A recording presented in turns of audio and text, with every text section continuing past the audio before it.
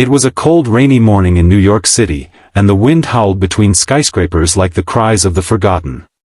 Inside a towering glass building, a billionaire CEO named Alan Thorne sat in silence, staring out the window from his penthouse office. The world knew him as ruthless, focused, a business genius. But today, Alan wasn't thinking about profit margins or stock prices. He was thinking about his son, his broken son. Zachary Thorne, only 17, had once been full of life. A natural at basketball, the pride of his high school, always smiling, always kind.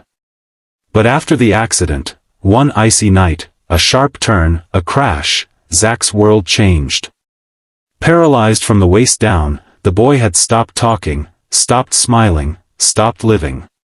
His once bright eyes now stared blankly at walls, and therapy sessions brought no change. Nothing reached him anymore. Alan had tried everything. Money was no object. He flew in doctors from Europe, specialists from Japan, therapists who worked miracles. But Zach remained silent. Trapped inside his pain, a prisoner in his own body. That was when Alan made a quiet visit to the hospital's physical therapy wing, disguised, no cameras, no assistants. He walked the halls alone, desperate to find someone, anyone, who could help. That's when he heard the soft laughter of a child and followed the sound like a man chasing hope. In a far corner, in a modest therapy room, he found her. A little girl, no more than 8, with bright green eyes and a tiny wheelchair covered in stickers.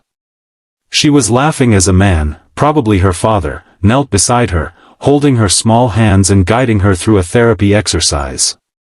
She looked fragile, but her spirit was fierce. Her giggles echoed, and for a moment, even the hospital seemed to smile.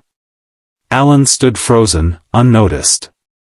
The father, a man in his early 30s with tired eyes but a gentle face, gently encouraged the girl, "You're strong, Lily. Stronger than yesterday." "I'm strong like you, Daddy," she beamed. That one sentence broke something in Alan. He approached, unsure why.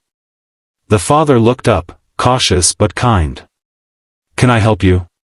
Alan cleared his throat. I saw your daughter. She's remarkable." The man smiled. "That's Lily. She was born with spinal dysplasia. Doctors said she'd never sit up, let alone roll over. Now look at her. She's working on grabbing things and turning her torso. They say it's impossible. She says, not today." Alan nodded. "She's alive. Really alive." The man extended a hand. "I'm Evan. Just a single dad trying to keep up with a warrior."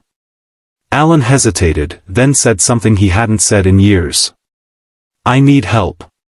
Evan had no idea who Alan really was until a few hours later. When hospital staff whispered, "That's Alan Thorne," and his phone exploded with news alerts, "Billionaire CEO visits local therapy clinic." But Evan didn't care. That night, after putting Lily to bed in their small one-bedroom apartment, he got a call from Alan. "I want to ask you something," Alan said. "Will you meet my son?" Evan hesitated. "I'm not a professional, Mr. Thorne. I don't want a professional. I want someone who believes." Later that week, Evan visited the Thorne mansion. It was everything you'd imagine, grand, cold, immaculate. Zach sat in his wheelchair near a window, eyes dull, staring out at the garden. He didn't speak. Didn't blink when Evan entered. Alan stepped back, giving them space. Evan approached slowly, like one might approach a wounded animal. He sat beside the boy, not saying much. Just breathing quietly. Letting the silence feel safe. After a while, Evan spoke gently, "My daughter thinks butterflies talk." Zach gave the faintest twitch of his lip, like he almost smirked. "She says one landed on her finger once and told her that broken wings still fly." Silence. Evan leaned closer. "I don't know what happened to you. But I know you feel like you lost everything. I've been there. When Lily's mother left us, I was lost. I didn't know how to be a father to a child who couldn't walk or even hold her head up.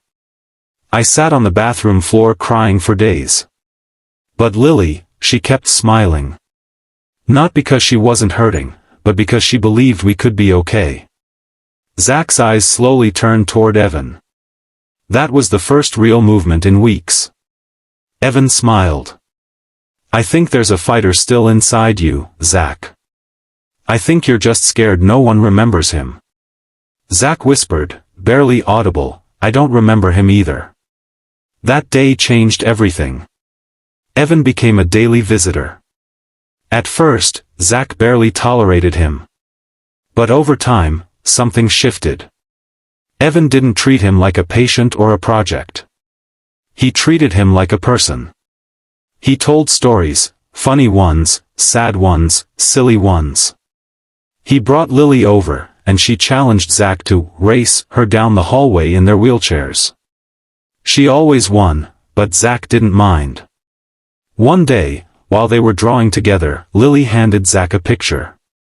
It showed two kids in wheelchairs flying on rocket ships. That's you and me, she said.